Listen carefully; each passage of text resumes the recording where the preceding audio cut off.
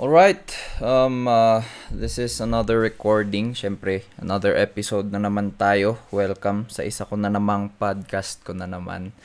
So, hopefully, you've learned a little, knowledge, gained a little knowledge from the previous episode.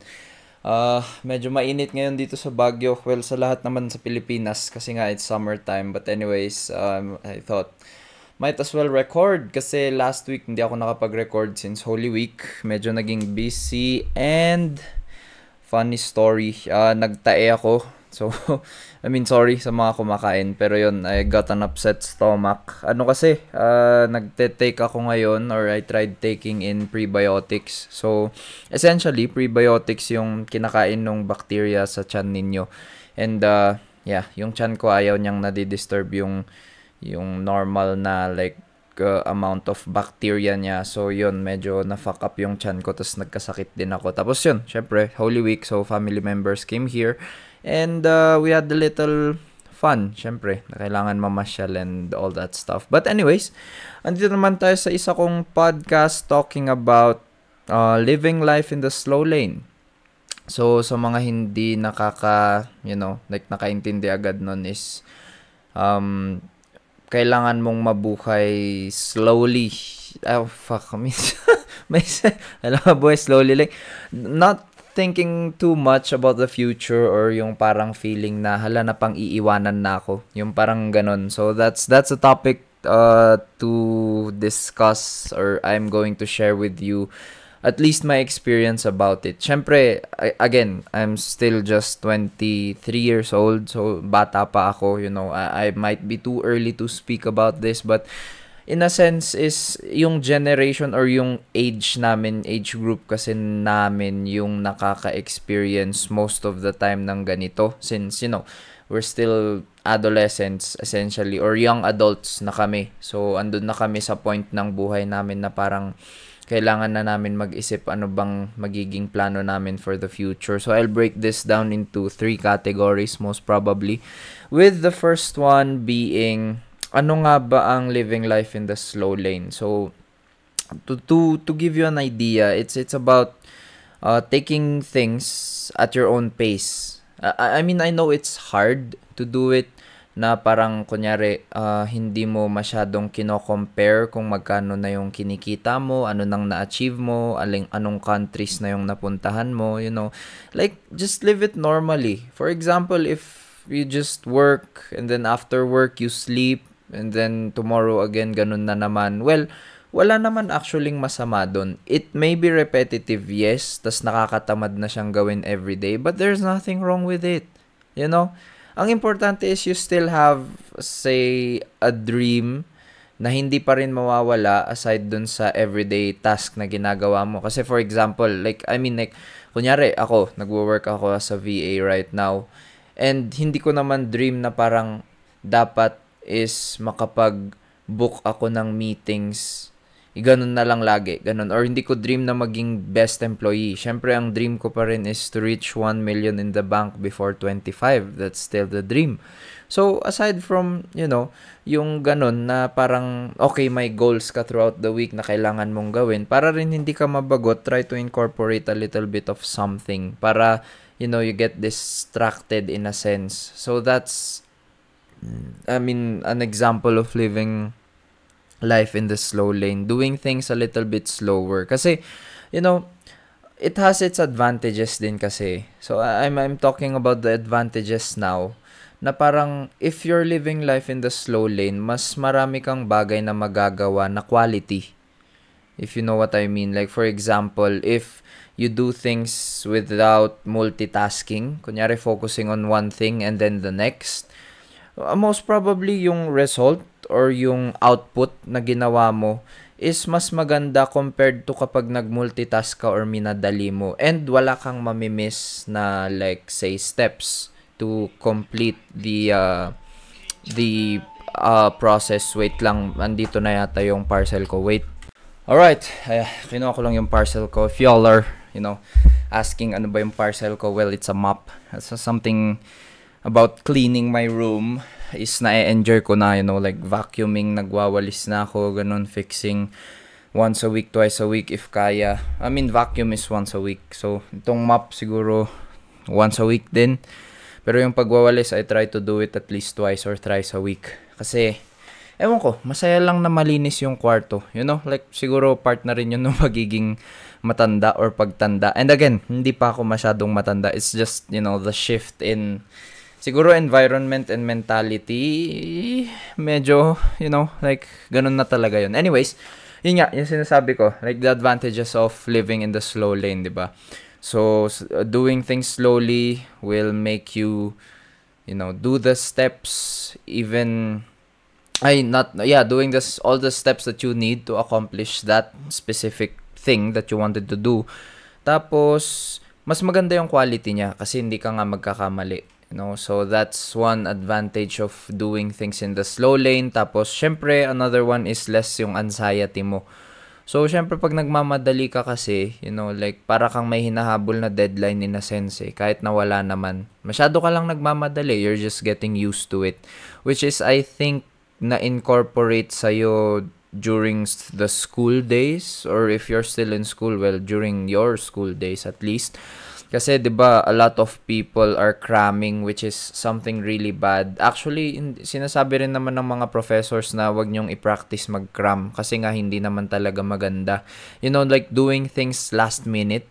Nahiligan natin yan students eh. Tayong mga students is parang naging norm na sa atin yun na parang clutch na lang yan, clutch na lang. Pero you're not really thinking about the values and the attitudes na parang ini-incorporate sa'yo nung hobbies na yon. So, there are a lot of things, simple things, na sa tingin nyo walang masyadong impact, pero in reality is meron talaga silang impact sa inyo. So, you just have to really be mindful of the things that you're doing, what you're considering on doing, kasi malaki at malaki yung magiging impact niyan sa inyo. So, another advantage, sige, let's make 3 advantages siguro, is peace of mind. Well, yun, lesser anxiety, so most probably peace of mind, di ba? When you're doing things, or less room for error, can be din. Kasi when you're doing things slowly, mas sigurado kayo pag ginagawa nyo siya ng mabagal. So, itry nyo lang siyang i-incorporate sa lifestyle ninyo, in a sense, like, you know, for example, sa umaga, mahilig kayong toothbrush habang nagpapaligo na nagpapainit na ng paligo, ganun. So, pinagsasabay nyong gawin yon, tas most probably na nagsispill na yung tubig. If de timba pa rin kayo, well, ako mas na-enjoy kung gumamit ng timba, sorry. Pero, yun, ayoko ng shower for some reason. Another one is, for example, you're just doing a task while trying to watch something, ganun, like, okay lang watching it in the background, pero trying to understand it while doing something different at the same time is medyo mahirap. So, you know, kahit papano is, if may ginagawa kayo, one at a time, lesser yung chances na magkakamali kayo.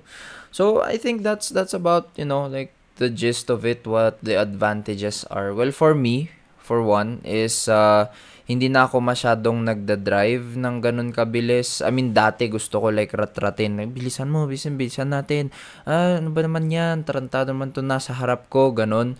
Pero, you know, something, I wouldn't say fucked up, pero lagi lang nangyayari sa akin. Whenever I try to drive fast or may kailangan akong puntahan, lagi na lang merong nasa harap ko, either mabagal na truck or biglang bobo na driver. Like, I swear to God, siguro nangyari na to sa akin 8 out of 10 times na parang kailangan kong tiisin. Diba? Nagmamadali na nga ako, biglang merong truck ng tubig sa harap ko na hindi ko ma-overtaken kasi ang dami ring kasabay on the other lane. Or minsan naman, biglang may nagmamaniobra out of nowhere. Tas mas lalo lang mapapa-sudden break ka lang kasi nagmamadali kang mag-drive, ganun. So parang I tried to incorporate that attitude na parang sa bagay, like makakarating din naman ako dun.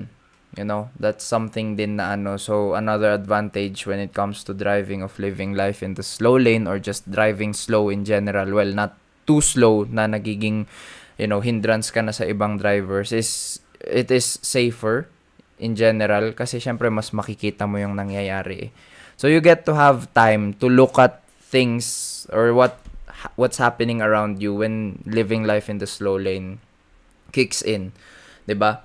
Kasi parang kunyari may ginagawa ka pero you get to observe yung reactions from each variable na nandun. So hindi siya ganun ka, lesser chance of error again. Yun lang naman yung like it boils down to that. Kasi kahit papano, yun nga, mas guaranteed or mas sure ka na tama yung ginagawa mo. So, I think, ano pa bang experience ko about living life in the slow lane? Yun, doing things one at a time, being mindful, being present in the moment is one thing. So, meron tong time na parang, dati is mabilis ako magsampay. So, there's a saying that, fast is slow and slow is fast. Tama ba yun? Like, what the fuck? Fast is... Basta yung essence niya is kahit mabagal ka is mabilis ka essentially. Kasi ang logic niyan is kapag mabagal ka, lahat guaranteed. Pag natapos mo yung task, tapos mo na. Pero kapag minadali mo yung task, kahit tapos mo na, babalikan mo ulit yun. So another, set of minutes, set of hours to use dun sa pagbalik mo na naman para ayusin yung mga mali mo along the way. So, mabilis mo ngang natapos pero hindi naman ganun kapulido. So, essentially, babalikan mo rin. May back job ka in a sense. So, parang wala rin silbi, di ba? And that's one of my advice to, younger generation, mga ka-generation ko or a bit older than us, before your 30s. Try not to compare yourself too much na nakikita nyo sa social media. Like, yeah, social media is everywhere. Ako rin naman, madalas ako mag-reels and stuff. Pero yung reels ko kasi is mostly memes eh. Like, hindi ako nanonood ng stories masyado or hindi ko tinitignan yung reels na pinopost ng mga fina-follow na sikat na tao. In a sense, like, literal puro jokes lang tas brain rot na memes yung nasa feed ko. So, hindi ako masyadong, like, looking into comparisons. Which is, yun din, isang nagbe-bring ng anxiety sa tao na nafe-feel nyo na is na pang-iiwanan na kayo. Pero in reality, no. If you see someone very young, tapos parang dati wala naman siyang pera, ngayon bigla siyang may pera. Like, in an instant, well, most probably, nang sa scam siya, for one, or he or she is doing something illegal, or talagang naswertehan niya lang. You never know kasi, parang kunyari, isang tao sinabi, mag-invest ka sa Bitcoin, like Bitcoin's very low now. Tapos biglang nag-skyrocket yung price ng Bitcoin. O, diba? E di parang, naswertehan lang nila. Uy, mag-invest ka dito sa ano na to, sa crypto na to. Very volatile ang crypto. Your 1 peso could go, or your 1,000 could go to 10,000 in, 2 to 3 hours. Ganun ka volatile or at least 10 minutes lang na ganun kataas tapos biglang bababa, like minsan din kasi naswertehan lang talaga nila or yun nga may ginagawa silang illegal or peke yung ginagawa nila na pinapakita nilang nag-e-enjoy sila, pinapakita nila yung pera. Minsan din nakukuha ng tao ang pera sa sugal. So, you have to consider that as well. Na kung yun yung content niya, well, talagang ganun. And in gambling, if you make it your hobby, mas malaki actually ang nalulose mong pera kaysa napapanalunan mo. I've tried gambling. Tapos, there are days that I lose 200, tas tama na yon. That's like the maximum 200 pesos. Tapos, may times na nananalo ako ng 4, 5, 8,000, ganun. Tas natutuwa na ako dun. Pero, when I computed, tas tinignan ko yung like accounts overview kasi I only gamble online. I don't gamble like face-to-face pa. Pero we're planning to go to a casino din lang sooner or later. Para lang, happiness. Nung kinompute ko, tinignan ko yung analytics nung account ko. Actually, halos parang ang napanalunan ko lang in total na sa mga 1,000 something lang. Pero if winnings ko lang yung i-compute nyo, nasa 20 plus din. O, diba? Like yung 200 per session or per week ko na yon na pinapangsugal ko or per every time na naglalaro ako. Naiipon din siya kahit na sabihin mo, di bali 200 lang naman. Pero as time goes by, naiipon din yung losses mo. Tapos, you realize, oo nga, parang ang laki rin nung nawala ko. So yun, that's not good to get into gambling or stuff. But anyways, medyo nawawala na tayo sa topic. Again, living life in the slow lane. Another advice I could give to you, like maybe try to incorporate little habits into your life na para maging living life in the slow lane kayo. Like for one, yun nga, don't compare yourself to other people. Like wag kayo masyadong mag-social media, like they say social media is cancer, which is totoo nga in my opinion. Like wala naman kayong natututunan doon. I mean, meron, pero bakit nyo kailangan i-compare yung sarili ninyo sa iba? Comparison is the thief of joy. Sabi nga nung isang saying, like imbis na magsettle na lang kayo sa kung anong meron kayo, is mas gusto nyo pa na meron din kayong ganun. In a sense. And ako guilty rin ako sa ganyan. Kasi ako rin naman, if I browse social media, tas may nakikita akong mas magandang PC, mas magandang table, mas magandang upuan. I mean like, fuck, bakit siya may ganun? Ako rin dapat ganun. Like, lagi akong may ganun na ugali. May magandang bag, may magandang shoes, ganyan. Kung ano mang materialistic shit. Like, lagi kong sinasabi, dapat ako rin may ganun. Maybe it's time to upgrade yung ganun. Pero, do you really need that upgrade? If something still works, ito something na ugali to ng mga mayayaman and hindi lang dahil kuripot sila. Pero if something still works, like, hindi mo pa kailangang palitan. Pero if you're gonna buy something expensive that in the long run you can use for a while tapos make money out of, for example is an office chair for my case at least. So since yun nga VA ako, so medyo matagal akong nakaupo and sometimes I game at night. Sumasakit yung likod ko kasi monoblock lang yung gamit ko ngayon. Now there are other or plenty options of chairs for us, but ang napili ko is around 14,000 ata. And ang longevity niya naman or lifespan niya is what? 2 to 5 years kasi maingat ako sa gamit. And then if you divide that, like, say for example, oh Lord, have mercy, mali yung na-open ko. Pero if you divide that in like total, so that's 365 times 3, say magamit mo ng 3 years, that's 1,095 days. You divide the 14K divided by 1,095 days and you'll get 12 pesos per day. Essentially, kada upo mo nun 12 pesos per day. And it can be cheaper, given na everyday mong gagamitin yung upuan. Hindi man everyday na uupuan mo siya for 8 hours or say 5 hours a day. Pero magagamit mo siya throughout the day. 'Di ba? So pag-iisipin mo 'yon, like you have to look past the value or the cost, but you have to look at it in a value perspective. And again, nagsi-steer away na naman ako sa topic. We will talk about that value thing and cost thing in another episode. But yeah, just to wrap things up, kasi malapit na mag 20 minutes, living life in the slow lane is just something you need to incorporate in your life para mabawasan yung anxiety, maybe to have a better quality of life na rin, and to just enjoy life in general, 'di ba?